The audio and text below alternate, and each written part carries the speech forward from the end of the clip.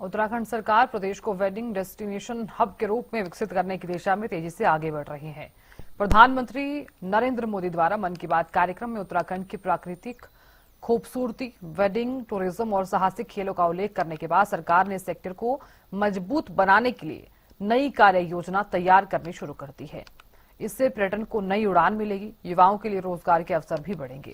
मुख्यमंत्री पुष्कर सिंह धामी ने पीएम मोदी का आभार जताते हुए कहा, बीते वर्षों में राज्य में शीतकालीन यात्रा और विंटर टूरिज्म को लेकर बड़े कदम उठाए गए हैं। मुख्यमंत्री ने देशवासियों से अपील करते हुए कहा कि उत्तराखंड की साफ सुथरी जलवायु, पर्वतीय गांव और विभिन्न धार्मिक स्थल सर्दियों में पर्यटकों के लिए आदर्श डेस्टिनेशन बन चुके हैं। यहां आकर शीतकालीन और साहसिक गतिविधियों का लुत्फ उठा सकते हैं।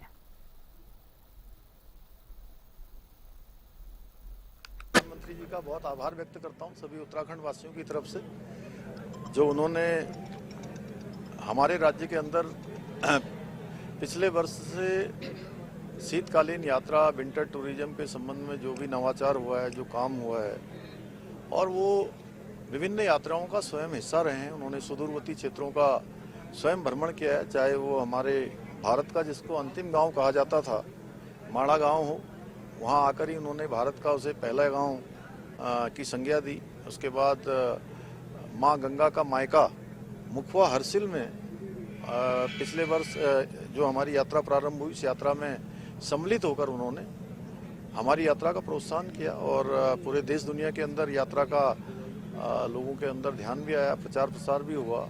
या सीमांत क्षेत्र आदि कैलाश हो, जोलिंगकोंग जो 17,000 फुट से भी अधिक ऊंचाई का क्षेत्र है, वो देश के पहले ऐसे प्रधानमंत्री हैं जो इन सीमांत क्षेत्रों में गए हैं। चाहे गुंजी का क्षेत्र हो, चाहे हमारा जागेश्वर धाम हो, अनेक क्षेत्रों का उन्होंने भ्रमण किया है। और आज की मन की बात के कार्यक्रम में उन्होंने विशेष रूप से हमारे राज्य के मेड इन उत्तराखंड का उल्लेख हो, या शीतकालीन यात्रा विंटर टूरिज्म का हो, या हमारे जो अभी हाई एल्टीट्यूड पर होने वाली मैराथन जो कड़ाके की सर्दी में आयोजित की गई थी, ये सभी आयोजन राज्य के अंदर हमारे टूरिज्म को प्रोत्साहित करेंगे।